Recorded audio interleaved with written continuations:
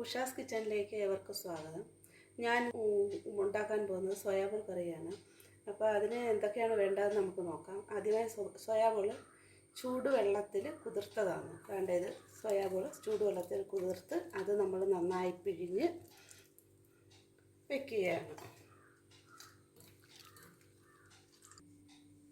ചൂടുവെള്ളത്തിൽ കുതിർത്ത് പിഴിഞ്ഞ സോയാബോളാണ് ഈ കാണുന്നത്. ഇനി നമുക്ക് വേണ്ടതെന്ന് വെച്ചാൽ ചെറിയ സവാള ചെറുതായി അരിഞ്ഞത്, തക്കാളി അരിഞ്ഞത്, പച്ചമുളക്, ഇഞ്ചി, വെളുത്തുള്ളി. ഇത്രയുമാണ് നമുക്കിതിന് വേണ്ട ഇൻഗ്രീഡിയൻസ്. അമ്മിക്കല്ലിൽ അരച്ചെടുത്ത വെളുത്തുള്ളിയും ഇഞ്ചിയുമാണിത്. നമ്മളിത് കറി വെക്കാനായിട്ട് നമ്മളൊരു പാൻ എടുക്കുകയാണ്. പാൻ എടുത്തിട്ട് അതിൽ വെളിച്ചെണ്ണയാണ് ഉപയോഗിക്കുന്നത്. വെളിച്ചെണ്ണ ഒഴിക്കാം.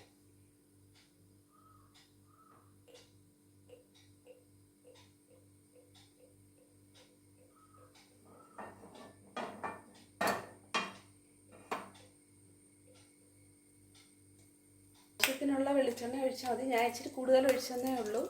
ഇനി നമുക്ക് കടുകിടാം. കടുകിട്ട് പൊട്ടിക്കുക. കടുക് പൊട്ടി വരുന്നുണ്ട്. ഇനി നമുക്ക് സവാള ചെറുതായി അരിഞ്ഞത് ചേർക്കാം.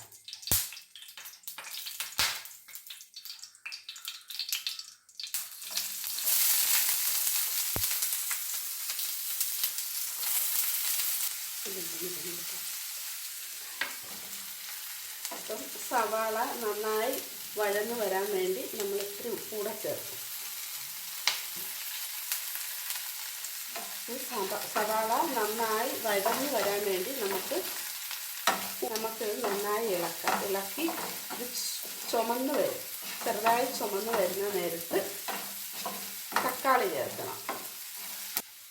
ഇനി നമുക്ക് തക്കാളി ചെറുതായി അരിഞ്ഞത് ചേർക്കാം.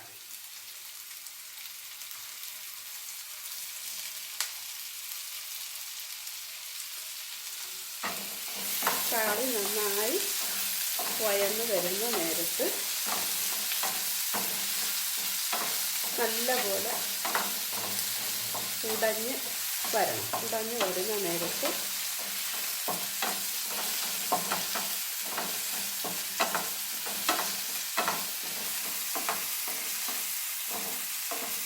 ഇത് നന്നായിട്ട് വഴന്ന് വരുമ്പോൾ നമുക്ക് ഇഞ്ചി പച്ചമുളക് പേസ്റ്റ് ചേർക്കാം. വെളുത്തുള്ളി പേസ്റ്റ്,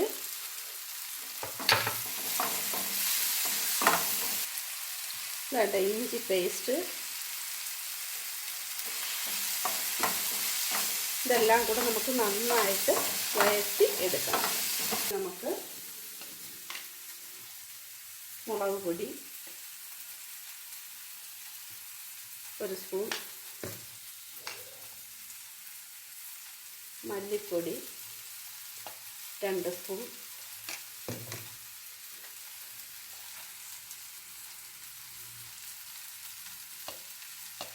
സ്വല്പം മഞ്ഞൾപ്പൊടി, ഇതെല്ലാം കൂടിയിട്ട് നന്നായി ഇളക്കും.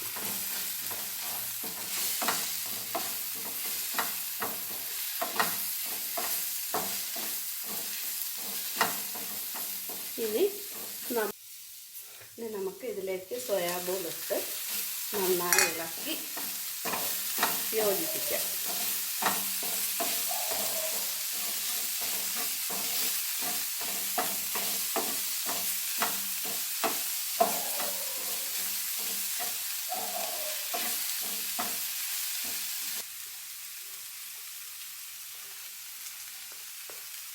സ്വല്പം കസ്തൂരി മേത്തിയുടെ നമുക്ക് ഇതിനോടൊപ്പം ഇടാം.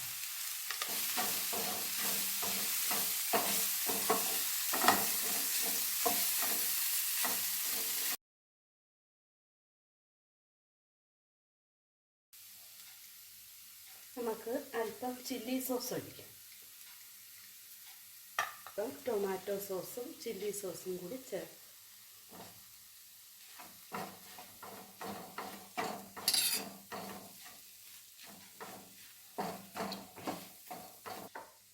സ്വല്പം സോയാ സോസ് കൂടെ നമുക്ക് വേണമെങ്കിൽ ഒഴിക്കാം. ഇപ്പം എൻ്റെ കൈവശം ഇല്ല, നമ്മുടെ കൈവശം ഇതേ ഉള്ളൂ. അപ്പോൾ ഇതുകൊണ്ട് ഇത് മാത്രം ഒഴിക്കുവാണ്. ഇനി നമുക്ക് ഇളം ചൂടുവെള്ളം ഒഴിക്കാം. തോന വേണ്ട, കുറച്ച് മതി.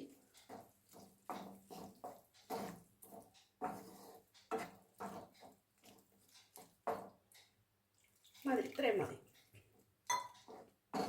അപ്പം നമ്മുടെ സോയാ ബോൾ കറി ശരിയായി. ഇപ്പം ഞാൻ ചൂടുവെള്ളം ഒഴിച്ചത്, പകരം നമുക്ക് വേണമെങ്കിൽ തേങ്ങാപ്പാൽ പിഴിഞ്ഞൊഴിക്കാം. അപ്പോൾ കുറച്ചുകൂടെ ടേസ്റ്റ് കിട്ടും. അപ്പം ഞാനിപ്പോൾ അത് ഒഴിക്കുന്നില്ല, പകരം ഇളം ചൂടുവെള്ളം ഒഴിക്കുന്നു. അപ്പം നമുക്ക് ഇഷ്ടമുണ്ടെങ്കിൽ തേങ്ങാപ്പാൽ പിഴിഞ്ഞൊഴിച്ചാൽ മതി. അപ്പം നമ്മുടെ കറി ഇവിടെ ഇൻഗ്രീഡിയൻസ് എല്ലാം ശരിയായി. ഇനി ഇതൊന്ന് തിളച്ചാൽ മതി. തിളച്ച്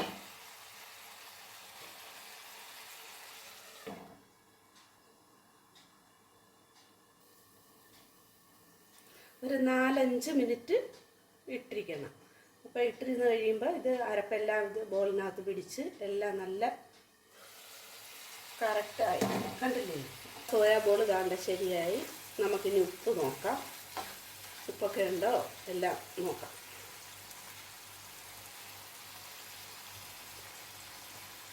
കൊള്ളാം. ഇതാണ് നമ്മുടെ സോയാ ബോൾ.